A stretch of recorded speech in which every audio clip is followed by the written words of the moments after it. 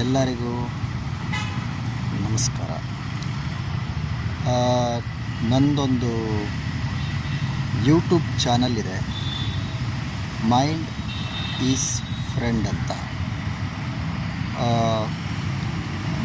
ಹಾಗೆ ಸರ್ಚ್ ಮಾಡಿ ಯೂಟ್ಯೂಬಲ್ಲಿ ಒಂದು 5-10 ವೀಡಿಯೋ ನೋಡಿ, ಲೈಕ್ ಸಬ್ಸ್ಕ್ರೈಬ್ ಮಾಡಿ, ನಿಮ್ಮ ಗೊತ್ತಿರೋರಿಗೂ ವಿಡಿಯೋಗಳನ್ನು ಶೇರ್ ಮಾಡಿ.